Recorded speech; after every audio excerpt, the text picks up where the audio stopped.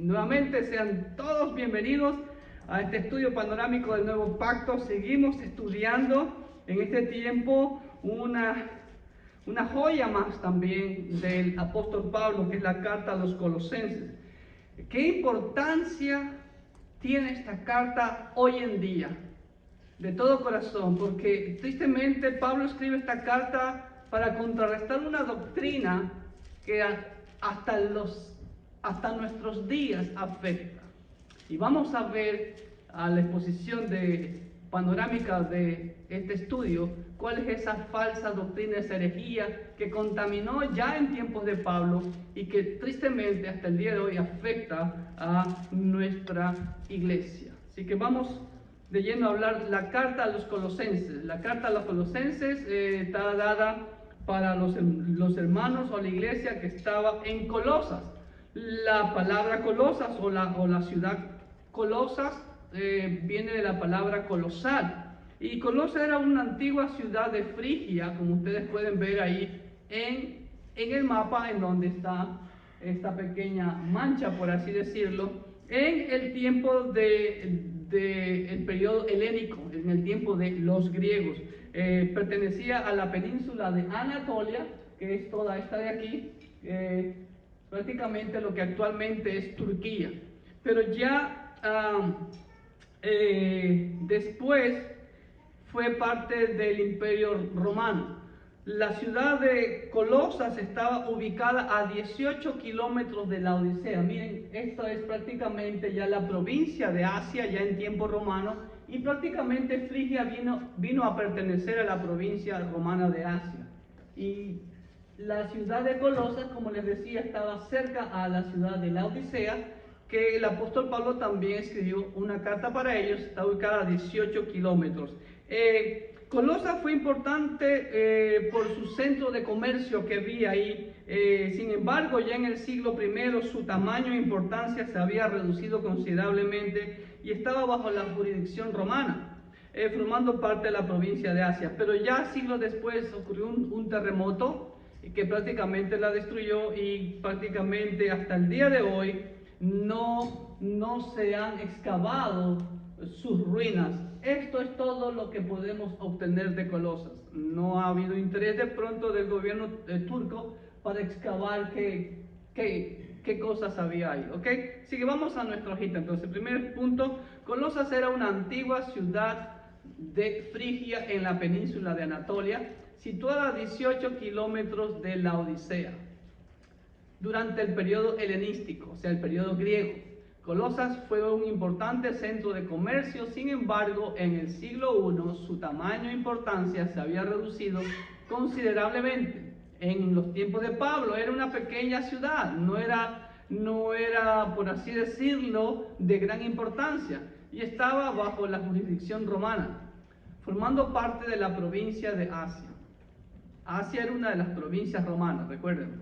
Aunque la mayoría de la población era de origen frigio, ¿quiénes habitaban siempre por todos lados del Imperio Romano? Los judíos, griegos y romanos, ¿ok? Entonces, era de jurisdicción romana, exactamente, ¿ok? Muy bien. Ahora, ¿quién fue el autor de esta carta a los Colosenses?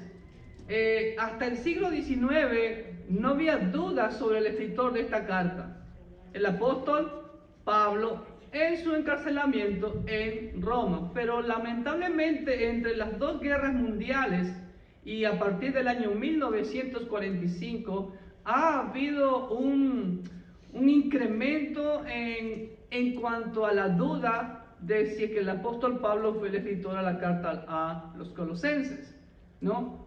Pero la evidencia interna de la carta muestra que él fue. Siempre ponen dudas porque, claro, la carta tiene aspectos únicos, ¿ok? Y bueno, vimos también, Filipenses tenía un aspecto único, ¿se acuerdan? Que era la doctrina del anonadamiento del Señor, ¿ok?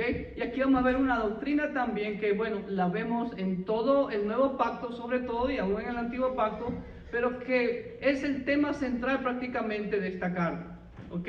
Hay tendencia desde 1945 de que esta carta es deutero-paulina, o sea, una carta, una segunda carta que algún discípulo de Pablo fue el que la escribió, ¿ok? Pero seguimos, como muchos teólogos afirman, muchos eruditos, que la carta fue escrita por Pablo. Y hay contundentes evidencias internas y por otra razón que ya les voy a mencionar. Fue escrita en su prisión en Roma aproximadamente por los años 60 al 62 después de Cristo. Esta es otra de las cartas de la prisión de Pablo, ¿ok? Y lo podemos ver, por ejemplo, la evidencia de Pablo en 1.1 dice: Pablo, apóstol de Jesucristo por la voluntad de Dios. Y el hermano Timoteo, ahí está claramente, ¿no? Ahí es 1.23, Pablo también dice: si en verdad permanecéis fundados y firmes en la fe y sin moveros de la esperanza del evangelio que habéis oído, el cual se predica en toda la creación que está debajo del cielo, del cual yo, Pablo, fui hecho ministro.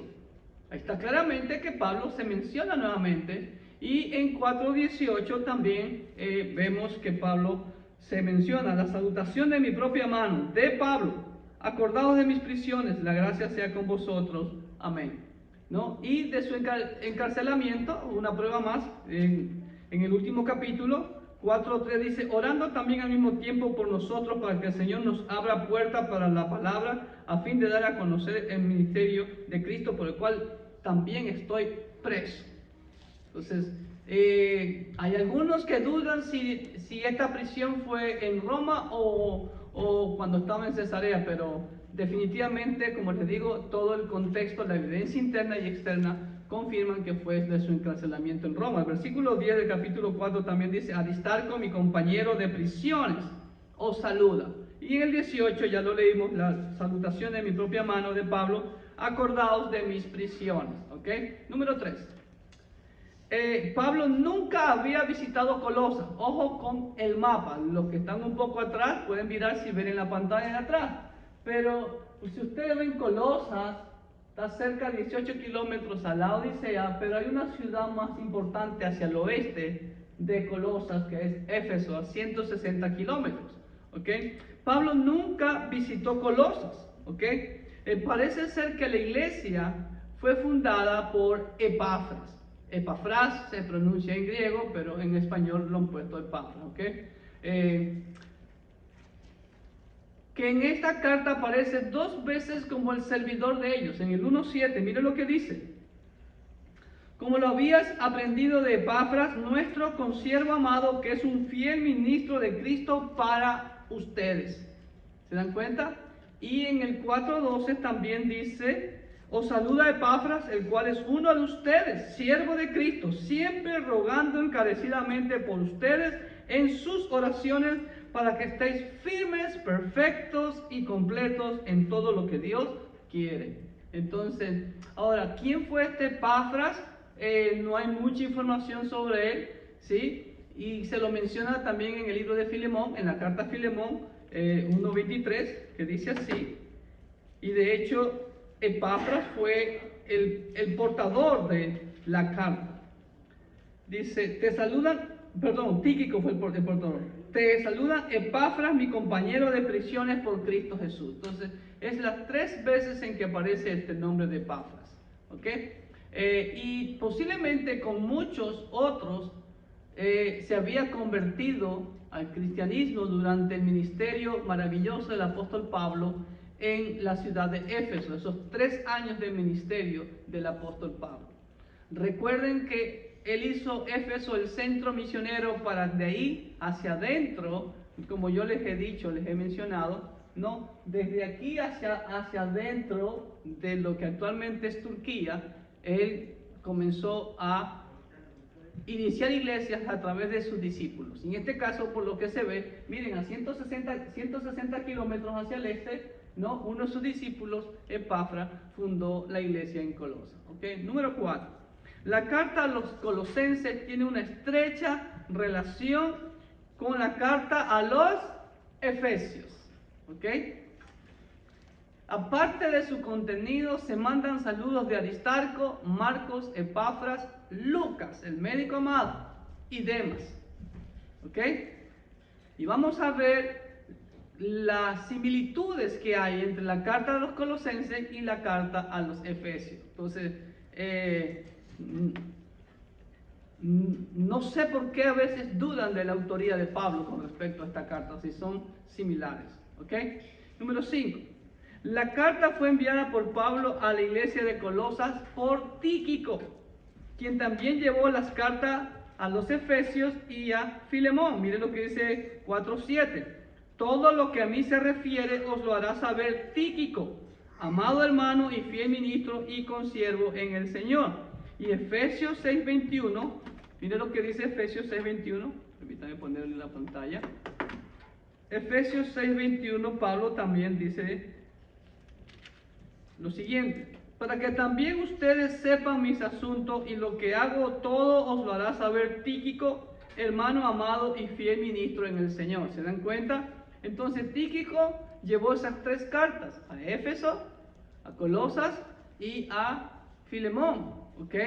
Parece ser que Filemón era de Colosas. Número 6. El motivo de la carta. ¿Cuál fue el motivo de la carta? El motivo de la carta fue porque en Colosas se había infiltrado una herejía, una filosofía muy atrayente pero peligrosa, que finalmente se conoció como el gnosticismo. Gnosis significa conocimiento. ¿Ok? Que había sido la base para mucha enseñanza herética y que influye esta falsa doctrina hasta nuestros días. Y la gente tal vez no lo asume como que es algo gnóstico, pero de ahí vienen todas las falsas creencias que ya les voy a mostrar que ellos enseñan hasta el día de hoy. Se ve eso hasta el día de hoy. Tristemente, afecta a la iglesia. ¿Ok? Número 7. El gnosticismo, miren lo que dice en inglés: el mundo que es malo, pero el espíritu es bueno. ¿Ok? Entonces, como siempre, la filosofía griega, el espíritu es bueno, el alma es buena, pero este cuerpo es la cárcel del alma. Es malo, no importa lo que hagas con este cuerpo. Ese era el pensamiento. ¿Ok? Entonces, ¿qué enseñaba además el gnosticismo? Es una doctrina religiosa esotérica, oculta, misteriosa y herética. Blasfema contra la sana doctrina del Evangelio de nuestro Señor Jesucristo, que se desarrolló durante los primeros siglos del cristianismo y que aún en el judaísmo afectó. ¿Ok? Y que prometía a sus seguidores, escúchenme bien, conseguir un conocimiento intuitivo, misterioso y secreto de las cosas divinas que les conduciría a la salvación. En pocas palabras, ustedes no necesitan de Cristo.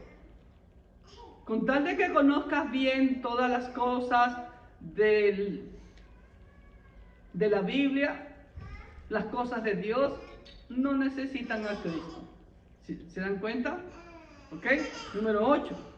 La falsa enseñanza del gnosticismo. Escúcheme bien. Le atribuyó a Cristo una ubicación subordinada a la verdadera deidad. Claro, si solo basta el conocimiento, entonces Cristo no es necesario, está relegado más abajo. ¿Ok? Y desestimaron la singularidad y lo completo de la obra redentora de Cristo Jesús.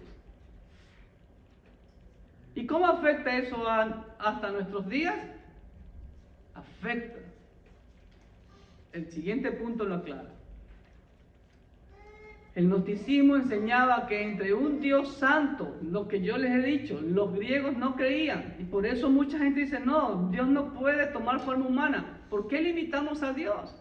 Dios es Dios, Él puede hacer todo lo que Él desea de acuerdo a su voluntad. Él es todopoderoso, puede hacer todo lo que Él desea, pero de acuerdo a su voluntad. ¿Ok? Entonces ellos decían que entre un Dios santo y esta humanidad, y con este cuerpo malo, había un puente. ¿Ok? Y ese puente estaba formado por un gran ejército de distintos seres, ángeles, etcétera, etcétera, etcétera, y que Cristo era uno de esos seres, nada más. Era un miembro de ese gran ejército que conducían a la salvación.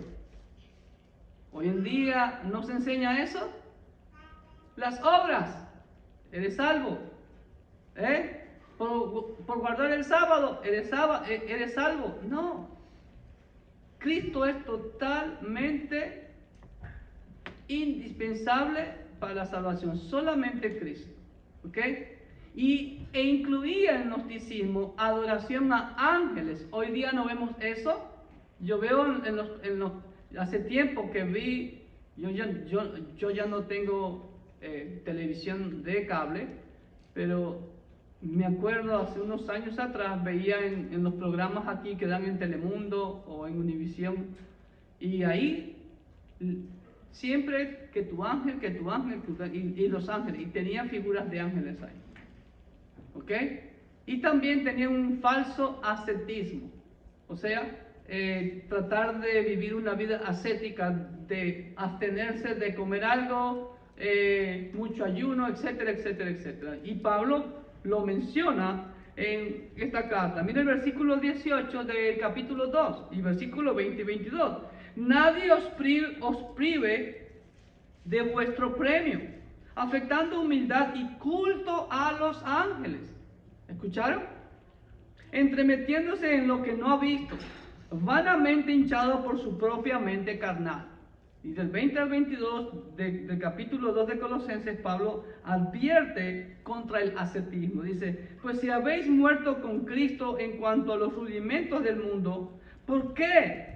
Como si vivierais en el mundo, os sometéis a preceptos tales: no manejes, ni gustes, ni aun toques, en conformidad a mandamientos y doctrinas de hombres, cosas que se destruyen con el uso. ¿Ok?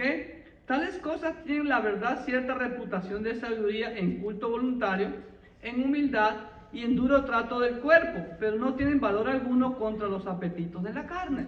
Pablo también dijo claramente en el versículo 16 de este capítulo, dice, por tanto, nadie os juzgue en comida o en bebida, que si a ti te gusta el chicharrón, pues bueno, tú eres libre de comerlo, solamente si sufres del colesterol o te hace daño, abstente, ¿me entiendes?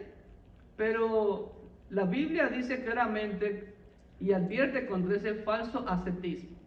¿Ok? ¿Estamos? Muy bien. Número 10.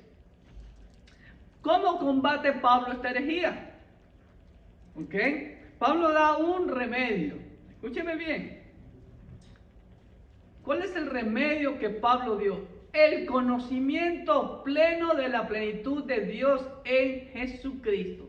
Es decir, la doctrina de la preeminencia o de la supremacía de nuestro Señor Jesucristo, el cual es el tema principal de esta carta, donde Pablo lo presenta diciendo en quien habita corporalmente toda la plenitud de la deidad. Voy a leer 1, del 9 al 10. Dice, por lo cual también nosotros, desde el día que lo oímos, no cesamos de orar por ustedes y de pedir. ¿Cuál es el pedido de Pablo? Y hago eco del pedido de Pablo: que seáis llenos del conocimiento de su voluntad en toda sabiduría e inteligencia espiritual, para que andéis como es digno del Señor, agradándole en todo, llevando fruto en toda buena obra y creciendo nuevamente en el conocimiento de Dios. Y de ahí da tremenda afirmación el versículo 15. Cristo es la imagen del Dios invisible, el primogénito de toda creación, porque en Cristo fueron creadas todas las cosas, la que hay en los cielos, la que hay en la tierra, visibles e invisibles, sean tronos, sean potestades, todo fue creado por medio de Cristo y para Cristo.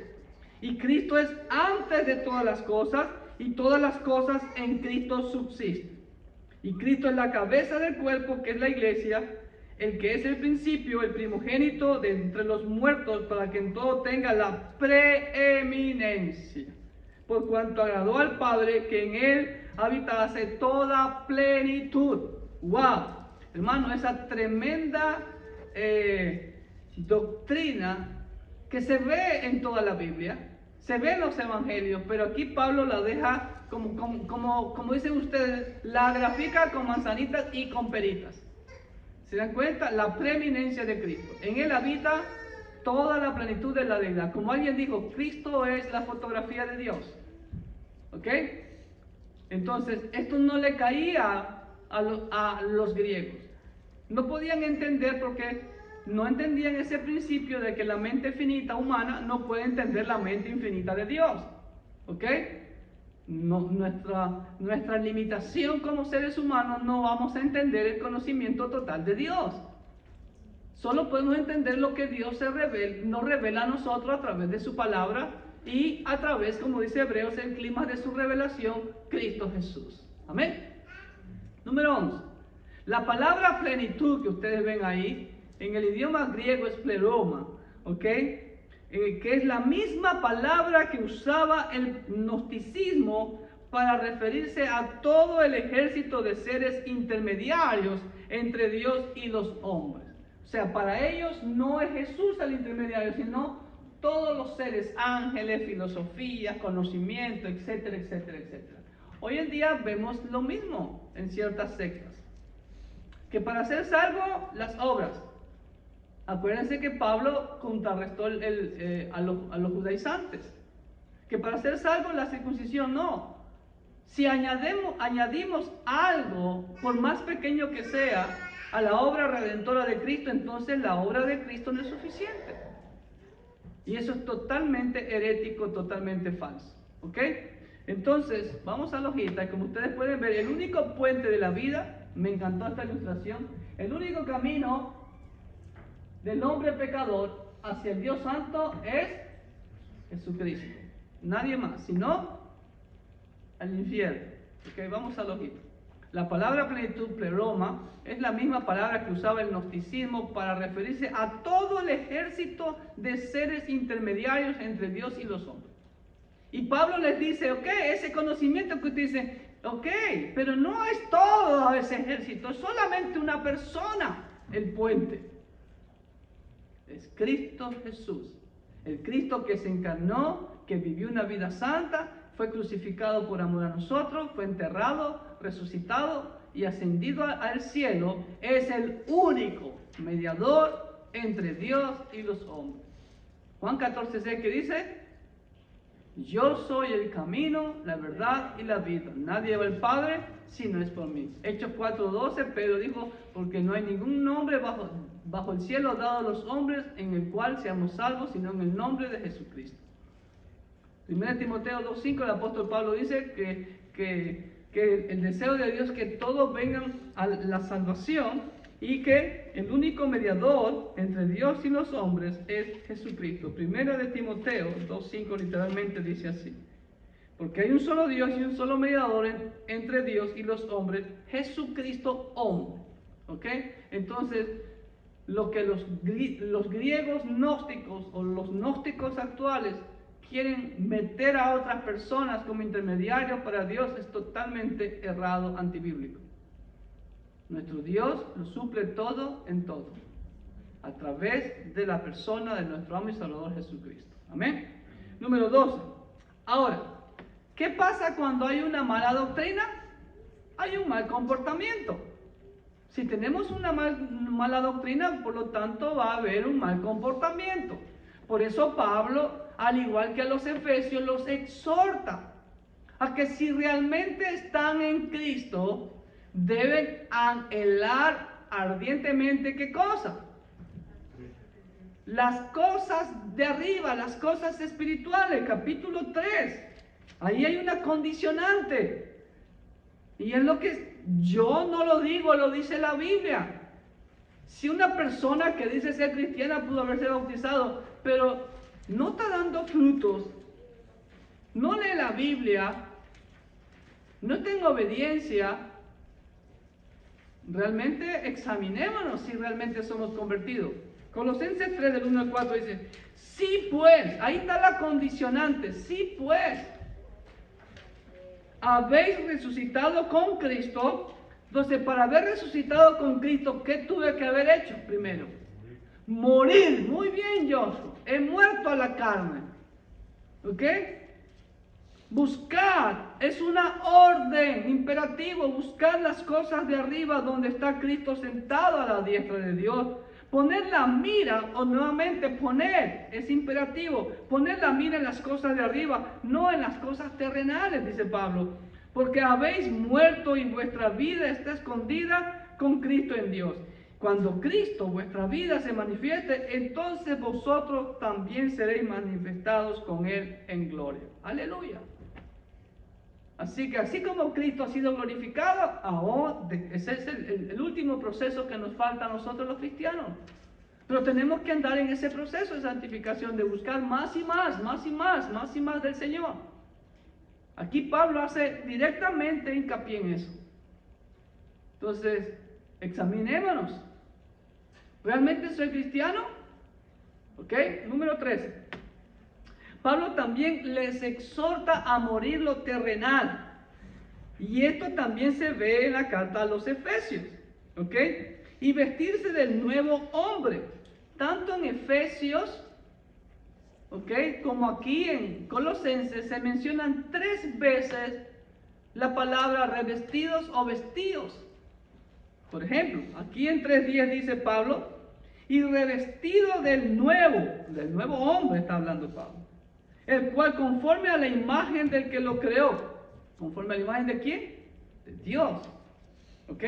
Se va renovando hasta el conocimiento pleno. Y la palabra pleno también ahí viene pleroma. Es la plenitud del conocimiento. ¿Cómo llego a tener esa plenitud de conocimiento? ¿Viniendo los domingos a la iglesia, al templo? No. Leyendo, escudriñando la Biblia todos los días de mi vida hasta el día que muera. O hasta el día que pueda leer, porque si nos quedamos cieguitos, pues no vamos a poder leer. Bueno, la podemos escuchar. Anyway, ¿ok? Aquí dice claramente el apóstol Pablo, ¿ok? En versículo 12 también dice, vestíos, es imperativo, es una orden. Vestíos pues como escogidos de Dios, santos y amados de entrañable misericordia, de benignidad, de humildad, de mansedumbre, de paciencia, soportándonos unos a otros y perdonándonos unos a otros. Si alguno tuviera queja contra otro, de la manera que Cristo nos perdonó, así también háganlo ustedes. Y a veces me da tristeza ver cómo los hermanos se pelean, o esto que lo otro, que por cualquier cosita, como dijo Pablo, sufran el agravio, dejémonos de niñerías. ¿Ok? El 14 también lo dice. Y sobre todas estas cosas, nuevamente, vestidos de amor, que es el vínculo perfecto. Por amor. Es lo que nos une como hermanos, el amor de Cristo. ¿Ok? Y en Efesios 4:24, 6, 11 y 6, 14 también dice lo mismo. ¿Ok? Número 14. También Pablo les exhorta, al igual que en la carta a los Efesios, hay una exhortación para los esposos, para las esposas, para los padres, para los hijos, para los amos y para los esclavos. Miren lo que dice Colosenses 3:18 al 25. Casadas, estad sujetas a vuestros maridos como conviene en el Señor. Maridos, amad a vuestras mujeres y no seáis ásperos con ellos. ¿Qué es ásperos? ¿Ah? ¿Se ve? Hijos, obedeced a vuestros padres en todo, porque esto agrada al Señor. ¿Se ve? En todo. Padres, no exasperéis a vuestros hijos para que no se desalienten. Esclavos, obedeced en todo a vuestros amos terrenales, no sirviendo al ojo como los que quieren agradar a los hombres, sino con corazón sincero, temiendo a Dios. Y todo lo que hagáis, hacedlo de corazón como para el Señor y no para los hombres, sabiendo que del Señor recibirá la recompensa de la herencia, porque a Cristo el Señor servís. Mas el que hace injusticia recibirá la injusticia que hiciere, porque no hay acepción de personas. Amos, haced lo que es justo. y recto con vuestros siervos, sabiendo que también ustedes tienen un amo en los cielos. ¿Ok? Hasta el 4.1 era, de 3.18 hasta el 4.1. Me faltó ese versículo. Y en Efesios 6, del 1 al 9, también Pablo dice lo mismo. ¿Ok? Hijos, obedeced en el Señor a vuestros padres, porque esto es justo. Honra a tu padre y a tu madre, porque es el primer mandamiento con promesa, para que te vaya bien y seas de larga vida sobre la tierra, etcétera, etcétera, etcétera, etcétera. Lo pueden ver ahí con más detalle en sus casas. Número 15. Otra similitud que vemos finalmente con la carta a los Efesios, hermanos queridos, es el pedido, el clamor de Pablo para que los hermanos de Éfeso, los hermanos de Colosa, oren por él. Pero como les mencioné en la carta a los Efesios, ¿para qué Pablo pedía oración estando preso? No para ser liberado. Imagínense, eso es algo que debemos de imitar, sino para que el Señor le abra puertas para testificar de Cristo. Y a veces nos quejamos o esto que lo otro y que ponemos excusas para evangelizar. Si aún Pablo en la cárcel evangelizaba, y como vimos también en la carta a los Filipenses, ganó gente del pretorio, de la casa de César. Imagínense. Y nosotros con toda la tecnología y la libertad que tenemos todavía. 3 al 4 dice, orando también al mismo tiempo por nosotros, para que el Señor nos abra puerta para la palabra, ¿se ve? A fin de dar a conocer el misterio de Cristo, por el cual también estoy preso, para que lo manifieste como debo hablar. Y en Efesios 6, del 18 al 20, también Pablo dice lo mismo.